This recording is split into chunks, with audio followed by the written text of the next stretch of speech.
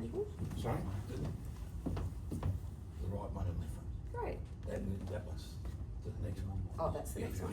Okay, good morning everyone. Anita Marshall from Gold Coast Business Brokers. So I am a business sales specialist. So most of you do know me, but just for those who don't, I grew up in Port Stephens in New South Wales. I moved to the Gold Coast 7 years ago. I was married once and divorced and never again, that's enough. That's my son Blake and our two beautiful dogs Cash and Lola, and Blake is also a business broker with me now at Gold Coast Business Brokers. So my hobbies are travelling, reading, absolutely obsessed with reading again. After selling my business last year, I got back into reading and I'm loving it. I love live music, bushwalking and swimming. So my very first job was a travel agent, and that might be where I got my love for travel, but I just didn't love the job. And if you're ever finding yourself in a position that you're just not loving, I strongly encourage you to make the change, because there is nothing worse than working in something that you just don't enjoy. So I then went on to have 16 years at a credit union, and then I ran my own mortgage brokerage business for 20 years, sold that in March last year, and then I've been a business broker specialist since then. So why the swap from mortgage broking to business broking? So very similar to my travel agent experience, I just was not loving being a mortgage broker anymore. I had 17 years where I was really excited and passionate about my business, and then 3 years of just not loving it. I thought at that time I wanted to semi-retire, which is when I sold the business, that was my plan, but I was quite lost not working, or only working a few hours a week, and that's when I became a business sales specialist, and I saw a real gap in the market. So that's when I started to become a business broker. So I thought I would share some lessons that I learned along the way as a business owner. And the first one is don't specialize in any one particular target market. So I had been using a business coach at one point in my business, and they said, you know, really niche, write down your target market. And that worked really well for me until it didn't. So I was specialising in investment lending, and then we had the global financial crisis, and then all of a sudden the banks were not lending to investors whatsoever, and I had no business at all. And at that time I had 14 staff working for me, and we had no business coming in the door. So I had to pivot really quickly. So that would be my first suggestion. Don't just specialise in one thing. Put all your eggs in one basket, because then you're going to have a problem if for some reason that particular market collapses.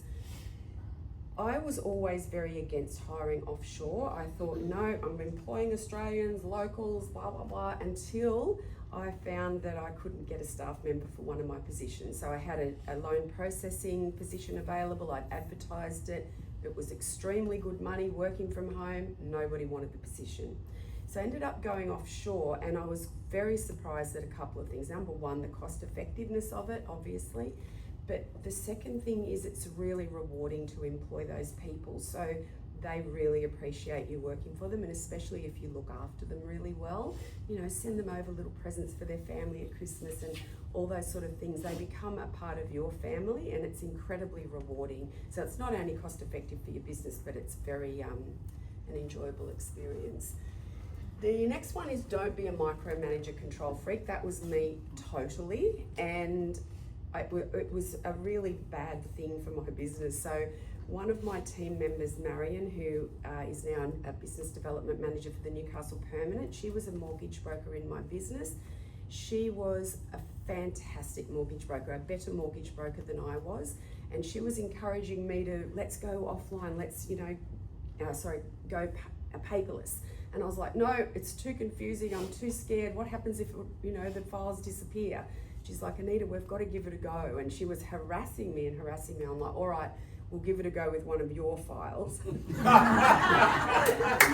So we ended up going with one of her files, went offline, and then we ended up taking everything paperless. And it was one of the best decisions that we'd had in my business. Now, to do that, I had to stop being the micromanager, control freak, and stop being OCD about everything as well.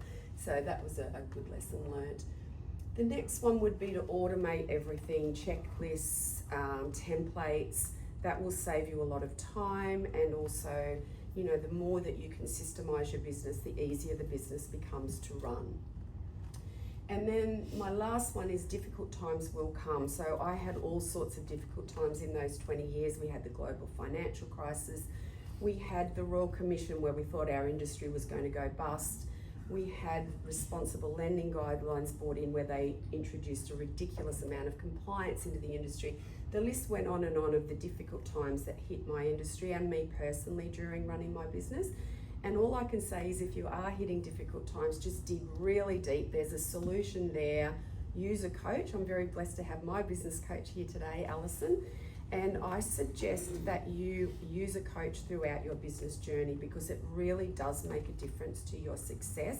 And they can often see things that are not something that you can't see that's going to really make a difference. So who are Gold Coast business brokers and why sell through us? So this business has been in operation since 2004. So it's a very well established business brokerage. We offer completely obligation-free and cost-free appraisals. So a lot of brokers will charge you to do an appraisal or require you to get a full valuation done. We don't do that. We have an appraisal team that do free valuations. And then you've got an obligation-free decision to make whether you want to sell it yourself, sell it through us. And we also have another option called for sale by owner. And that's where we can do all the marketing for you, get you listed on all the major websites, but instead of the inquiries coming to us, they go to you. So there's a few different options there after you've had that obligation-free appraisal. And included in our initial engagement and marketing costs, there's also a very standard contract. Now, of course, you will need to still use a solicitor when you go to buy a business or sell a business, but you get that basic one included in the cost. We'll also help buyers and sellers agree on those terms and conditions in a contract as well. So we kind of nut out all the conditions in that offer stage to make it a little bit easier when it does get to the legal side of things. The vendors only pay us, so especially in the mortgage broking sales space, you do get some brokers that charge the buyer and the seller, and of course those buyers are going to factor that fee into their offers. We only charge the vendor, so we work for the vendor and that's the only person that pays our fee. And then in our team, 2 brokers work on absolutely every listing. You're not just getting one business broker to sell your business. There's 2 people that work on all listings. Blake and I work together on absolutely every listing. And the reason for that is that then we can make sure that every single inquiry gets answered same day. We get back to people every day. We don't finish work until every email is answered, every phone call is returned. There's none of this, oh, they didn't get back to me. None of that. So a couple of tips on things you can do now while you're running your business to increase the value of your business. So database is the first one. So when we've got a sale, especially say, for example, a mortgage brokerage, they might have, say, 400 clients on their actual book that have got loans in place with them, but they might have 1,000 people on the database that have at some point inquired about a loan. So that larger database is also really valuable to a buyer because they've got a whole heap of leads that they can contact. So if you're getting inquiries in your business, make sure you're putting them into your database. The second one would be a referral database. So you might have, say Campbell, for example, might be a regular referrer to me. So I would have him on my referral database so that when I'm selling my business, I can say, look, I've got a database of 1,000 clients and I've also got 20 people that quite regularly send me leads, and I'm happy to do a warm introduction to those people. That's invaluable to a buyer. So get that database of yours separated into segments of types of people, and with those referral partners, make sure you keep in contact with them regularly. Don't just stick them on the database and never contact them. Be doing an email or flick them a text, catch up for a coffee sometime. That is invaluable to buyers. Like I said earlier, templates and workflows. So you want a buyer to be able to step into your business and hit the ground running and have everything set up so it makes it really easy.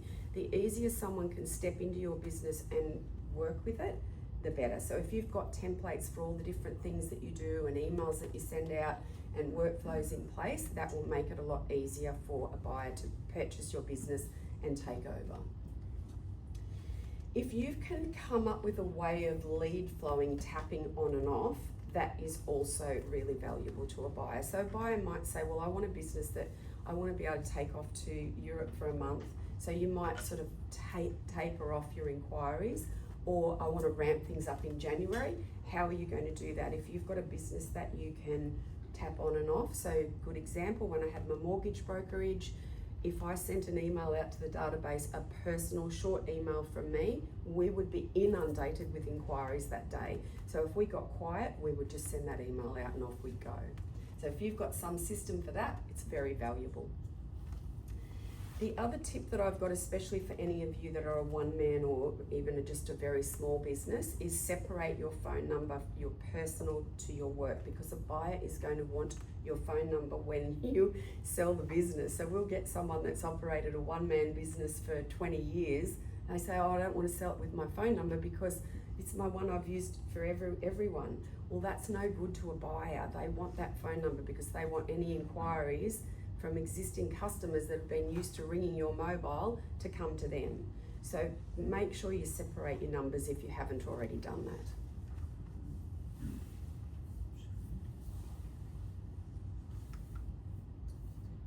Okay, so why do buyers actually buy a business rather than just growing organically? So the first one is instant income. If you're trying to start a business, and a lot of people that have started a business from scratch would know it can take a really long time, especially here on the Gold Coast, to get traction and get income coming in the door. So a lot of people will buy for that reason, so they've got instant regular income. The second one is to expedite the growth in their business. So you might have a small business, you buy another one to ramp things up and really, expedite the time that it's going to take to organically grow your business. Also, cross-selling opportunities. So you might, for example, we have a high-pressure water cleaning business for sale at the moment, and they really specialise in commercial and body corporate, so that corporate side of things. So a residential pressure cleaner might buy that so that they've got a bigger share of the market and diversify their types of work. They also will often buy to get team members. So as we know, it can be really hard to get good team members. We'll often get buyers going, right, is this business coming with a team? Is there staff in place? And that can be another reason that people buy. Or you might want to expedite your growth in a particular area. So you might be a mortgage broker on the Gold Coast, you want to expand and get a larger share of market on the Gold Coast, or you might be a mortgage broker on the Gold Coast wanting to expand into the Brisbane market. So that rapid expansion is another reason why people buy. And then, as I said, increase team size. Okay, any questions? Anita, when you buy an established business, are you able to borrow money to buy that business? Yes, absolutely. So there's lenders that, depending on, this is probably more Tony's area, but there are lenders that will allow you to borrow the full amount if you've got equity in a property, or I think, Tony, correct me if I'm wrong, maybe around 50% if you are just borrowing against the business. Yeah. Financial planner. Mel? Does a business valuation take into consideration client retention and staff retention? Client retention, yes. I'm not sure about staff retention. I don't do the appraisals, but I'll find out the answer to that and let you know what they say about that. Yeah, interesting. Anita, will you go into a business, say 3 months out, and go, right, this is what you need to do, clear it up, do this, and then come back and sell? Yes, we can. Or you can use a business coach for that as well. Yeah. But we can give you some guidance. Is it a percentage of the sale or a fixed dollar amount? Do you say that we charge? Yeah. Yes, so we charge a $5,000 upfront fee for marketing and, like I said, that basic contract. That gets you listed across all the major websites, and as I said, that contract. So that is a fixed fee regardless of whether you're listing with us to sell it, or doing the for sale by owner option, and that is a copy of your profile as well that goes out to all of the buyers, so the information memorandum. And then from there, there's 2 different commission splits depending on the type of sale. So we will let the buyer know that up front as soon as we're doing their appraisal exactly what that would be, but yeah, commission on the actual sale. Or if you're doing for sale by owner, there's no commission. Any other, yes, Jenny? I'm just curious with the database, you said the bigger the better. How do you value a database? Because sometimes, you know, they're duds, you know, like Yeah. legacy So, databases. yeah, that the business is definitely not valued on that, but if you've got a buyer interested, it's a great selling point. So when we're doing the appraisals, as I said, I don't do the appraisals, it's done by an appraisal team that's been doing them since 2004. They're not going to look at the size of the database when they're working out what they think your business is going to be worth. But if they're looking at two different businesses, and that your business has got 1,000 people on the database that have got a couple of contact methods, more than one is ideal, then they're more likely to buy that than something that's just got a smaller database. Yeah. And also, I noticed Blake was working with you. Yes. In essence, do you micromanage him or does he Yeah. micromanage